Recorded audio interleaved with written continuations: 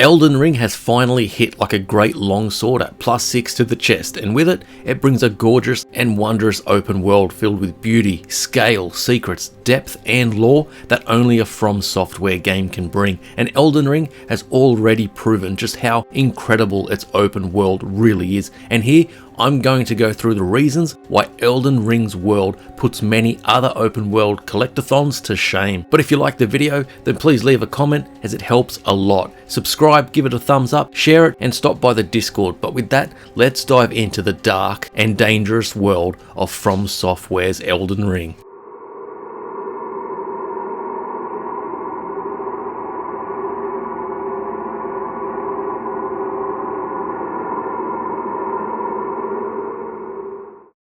With many open worlds, they are often large, huge maps to get around in, whether it be cities, deserts, tropical locations and all the rest, but apart from some slightly tallish buildings or mountains, much of the map itself is kinda flat. But Elden Ring, whilst having these areas, it brings with it a scale that is not often seen in open world games. Looking off into the distance and seeing far away mountain peaks, that's not anything new, but in Elden Ring, when you look out at similar mountain peaks or seeing a large structure or castle perched on the edge of a cliff in all of its gothic beauty. The colour of the sky setting the scene, giving it this look of a painting. Approaching that castle and seeing its grandness, and then we also have the opposite, exploring the world and stumbling into an out of the way cave and hitting the elevator mechanism as it starts to take you down.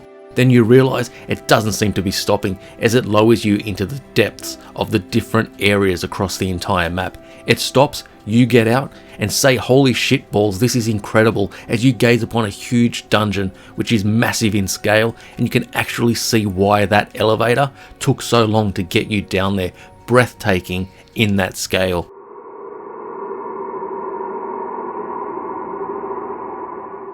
This goes really without saying considering it's an open world game, but where Elden Ring differs from most other games in the genre is in a couple of areas in particular. Once you open the door and enter Limgrave for the first time, I had a similar feeling to what I had when exiting the sewers in the Elder Scrolls Oblivion, or the first time you run around Hyrule Field in Ocarina of Time.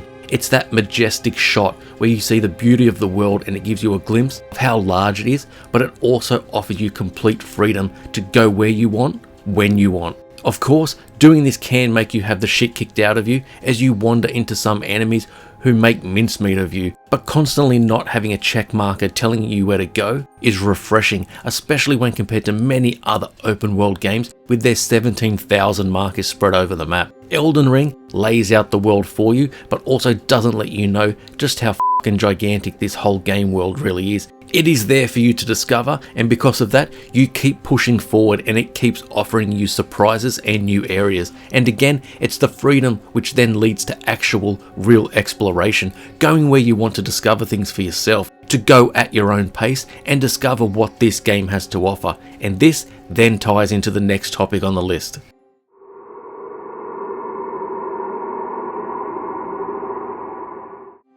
New players that pick up Elden Ring, and maybe it's your first From Software game, and if it is, then you'll probably notice something very quickly when it comes to story and how it gets told. You'll think it's very vague and probably won't know what the f is going on, and you would be right. From Software doesn't really tell straightforward stories. They don't use endless cinematic cutscenes directly explaining what is happening and everything to do with the characters. It's this almost vagueness in its narrative that makes exploring the world, meeting new characters, reading up on the lore, that makes it so interesting. Finding and seeing new places and how it fits in with the rest of the world. It's deep and it's captivating for those who want to dive into it, and because the world itself is so interesting, you want to keep exploring and keep uncovering the narrative side of the game.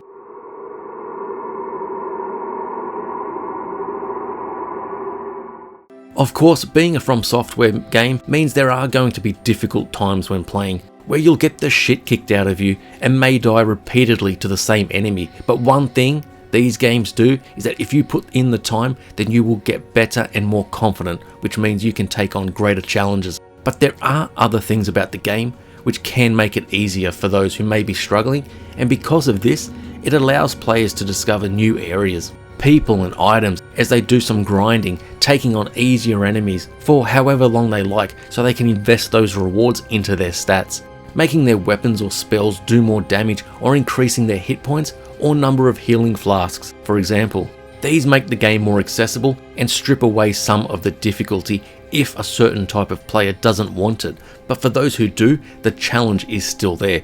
Whichever player it is though, it's still the same beautiful, huge, mystery-laden open world that we all get to explore.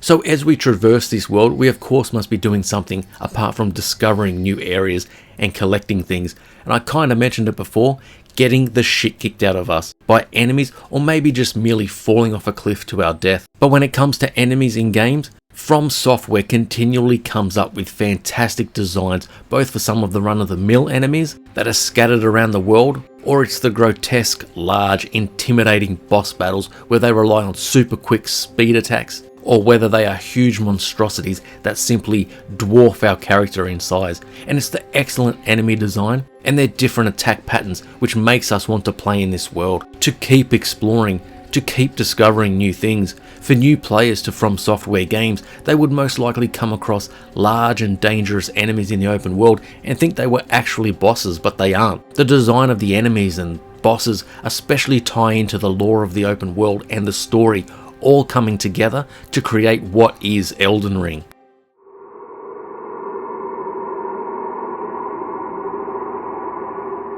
For long-time Soulsborne players, they simply enjoy the combat in these games and taking on the challenge that comes with playing them, trying out new builds, learning from mistakes and overcoming what at first glance seems like the impossible. But with this comes the risk-reward merry-go-round, which grips players, and Elden Ring has done this exceptionally. You may just wonder its open world, places you've been before where there are no surprises, but when it comes to the new places, there is always the risk of being killed and losing your souls or ruins, but also the rewards of a new piece of gear or item which helps you dramatically. Or maybe it's putting your sword right through an enemy's face to get a whole chunk of ruins to help level you up. And the reason why, at least for myself, I keep pressing on with this risk-reward setup is that the worlds are filled with mystery.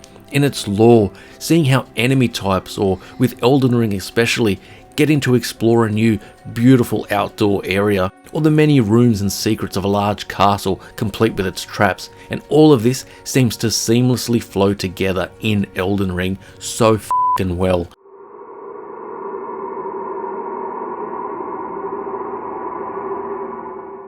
Now, we can all agree that graphics aren't everything in games, but we are also a visual species, and any game that can knock us out with its beauty is just a huge plus for any game. Elden Ring may not be the most spectacular looking, most realistic game out there, but holy shit does it look amazing when all of its pieces fall in line, running around the vast fields and outdoor locations as the rain pours down and the trees sway in the wind, fog covering some of your visibility, but then it slowly makes way and the sunlight starts hitting the landscape, seeing the orange glow of the sun in the foreign sky that reminds you of the type of fantastical and dangerous place that Elden Ring has, as do all of the From Software games. Seeing a towering castle or just the enormity of an underground dungeon that reminds you that the developers weren't happy to just make a huge open world. They want to carve out another massive f***ing play space beneath the ground as well, and it's just incredible. Various places to use all of your weapons,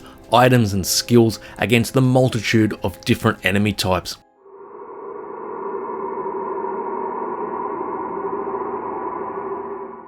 And then we have the quality of life improvements that From Software has implemented to make the game more accessible for those that want it to be, but without really to the detriment of the classic Soulsborne experience. And that's the sights of grace and the stakes of Marika. The grace sites act like the bonfires of old, but now there are many more of them scattered around the world, and you are never all that far from one. And with fast travel being available, it's easy to visit areas you've already been very quickly, plus being able to pick up map fragments as well. But you also have the stakes of Marika, which we can respawn at if we die, which is great. And if you're dying to a particular boss, these are usually even closer for you to be able to get back so your ass can get handed to you again. Plus, we also get the steed so we can travel around this massive open world more quickly and easily without needing to run everywhere, but the fact we can use it in battle as well is just excellent. Elden Ring feels like a kind of culmination of everything From Software has learned over the years, the good, the bad, but also what else could be implemented to make the game even more engaging for long-time fans, but also to bring in new players in a way that doesn't change the core of what makes so many people love these games. And a part of that is just how incredible this open world is, in all of its gigantic, amazing visual splendor. But please, if you like the video, then please leave a comment as it greatly helps. Give it a thumbs up, share it around social media, subscribe and stop by the Discord, and I'll see you on the next video.